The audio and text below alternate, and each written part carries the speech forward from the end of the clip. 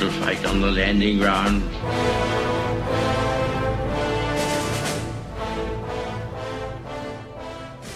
Thank you for joining us. You are listening to A Radio, and this is The Morning Moment. We're on weekdays, 11:45 Eastern. Follow us on Spreaker.com and click on the like button. September the 11th, 2001. Do you remember where you were? It's hard to believe, isn't it, that it was 18 years ago. It seems to me just like yesterday.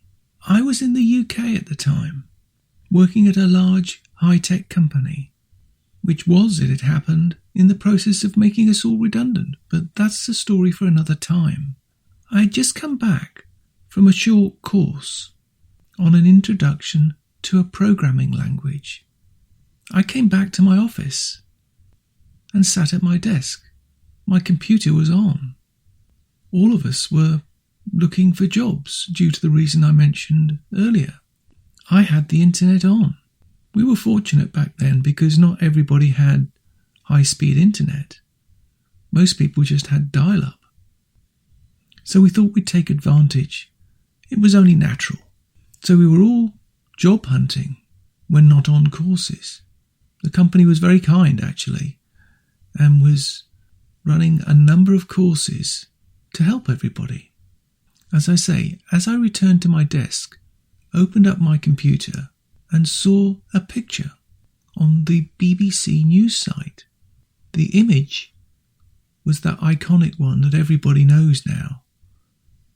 A still picture of the Twin Towers on fire, smoke bellowing across the horizon. To be honest, I don't recall whether the picture showed the first tower or the second tower on fire. I just don't remember that. But that was, and to be honest with you, still remains irrelevant. I called out to people in the office. They came over. They rushed over, actually. Others turned their own computers onto the website. We also at the time looked at CNN, because that was the American news of record online at the time. We were all just stunned. I do recall that. No one said a word for what seemed ages, but it must have been only just a few seconds. Someone, I recall, got a radio and turned it on, and we were just listening to what we could, but it was a bit garbled and you couldn't really make it out. I remember quite visibly at the time calling my wife, who was at work. She did, and still does, work in the financial industry. She had just heard about it. To be honest, I don't remember much else about that day, other than I remember calling my father and talking to him about it. We conversed on the subject for some time.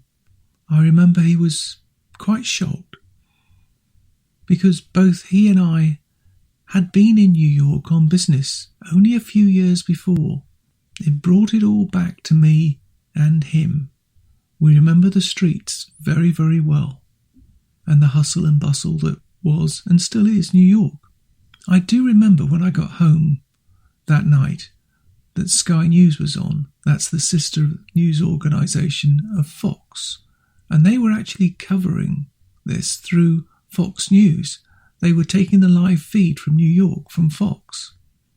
That was the first time I recall seeing Fox in the UK. Both my wife and I were transfixed by the images coming out of New York. I remember the reporters lost for words. I will never forget that. In the days after 9/11, the US was, to our understanding, on a virtual lockdown. Many reporters trying to get there from the UK and Europe just couldn't. I remember the first British reporters getting there. They had to fly from the UK to Canada, and then they drove down by car to New York because there weren't any planes, and I don't think any trains were running at the time into New York itself, understandably so. It was a very sad and disjointed time, much more so for those directly involved. Those of us who weren't can never really appreciate what they went through and what they're still going through To this day, we can only stand and think in silence. Many actions have taken place since that fatal day. I, like many others of you out there, have lost loved ones due to natural causes since that time. But I never forget that day and where I was. To me, it was a JFK moment, something that I will never forget, and neither should I.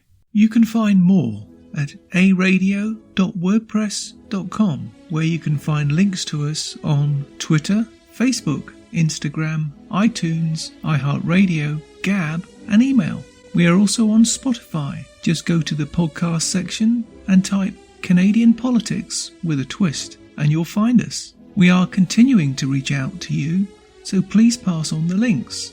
Please click on the follow button on Spreaker.com. You can listen to all our morning moments at Spreaker.com under A Radio. That's EHRADIO, A Radio. And please click on the like button. And you can now hear a weekend review of our podcasts on WHBJ DB, News Talk Radio. Join us and many others, and you can find all our podcasts and morning moments at aradio.wordpress.com. Click on the Morning Moments tab.